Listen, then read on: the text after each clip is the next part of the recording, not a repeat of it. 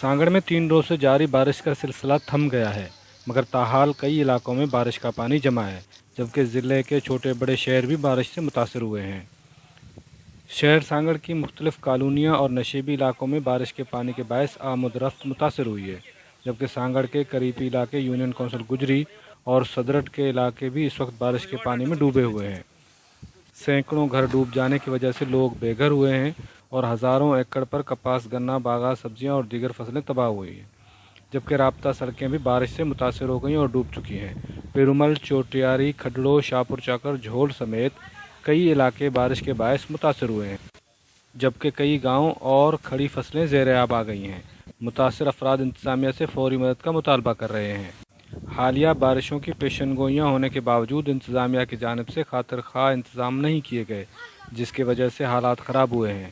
انتظامیہ فوری طور پر سیم نالوں کی صفائی اور نکاسی آب کا انتظام کرے اور متاثرین کی فوری مدد کرے تاکہ متاثرین کو مزید پریشانی سے بچایا جا سکے۔ سرور بلوچ، وش نیوز، سانگڑ۔